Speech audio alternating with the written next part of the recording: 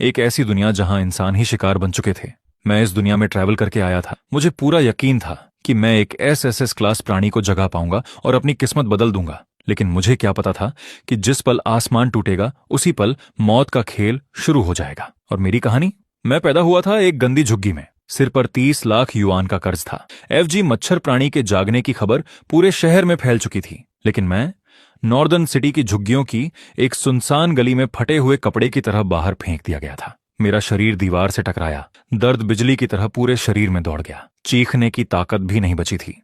तभी एक ठंडी आवाज गूंजी, पैसे वापस कर या फिर उस मरे हुए अंडे को खा जा। बोलने वाला एक गंजा आदमी था। उसके हाथ में शुद्ध सोने का बेसबॉल बैट था। बैट से अभी भी खून टपक रहा था। उसके पीछे आधे इंसान जितना बड़ा earth level jet bearing iron skinned wild boar खड़ा था। उसकी लाल आंखें जमीन पर पड़े घायल लड़के को घूर रही थीं। वो लड़का मैं था। नॉर्दर्न अंडरग्राउंड बैंक का गोल्डन हैंड मेरे सामने खड़ा था। और मैं सिर्फ 18 साल का एक लड़का था जिसके माता पिता मर चुके थे, जिस पर 30 लाख युआन का कर्ज था और जो पूरे स्कूल का सबसे कमजोर इंसान माना जाता था। बोल! गंजा आदमी मेरे पास आया। उसने मेरा हाथ अपने जूते के नीचे दबा दिया और पूरी ताकत से कुचलने लगा। क्या आज जागृति का दिन नहीं था? पूरा शहर देख रहा था।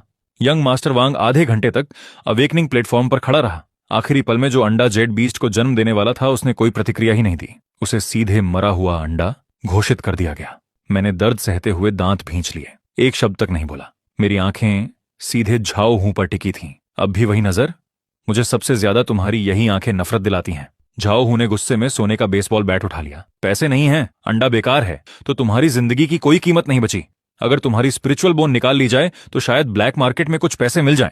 उसकी बात सुनकर आयरन स्किन्ड वाइल्ड बोअर उत्साह से दहाड़ा। उसे अपने मालिक की हत्या की मंशा महसूस हो चुकी थी। वह मेरी तरफ झपटने ही वाला था और तभी मेरी बाहों में रखा धूसर पत्थर का अंडा अचानक फिसलकर जमीन पर गिर पड़ा। झाओ हू का बैट मेरे घुटनों को चकनाचूर करने वाला था, लेकिन आखिरी पल में वह सिर्फ मेरे माथे को छू पाया। खून की एक बड़ी धार मेरे चेहरे पर बह निकली और उसी क्षण कुछ ऐसा हुआ जिसने मेरी किस्मत हमेशा के लिए बदल दी।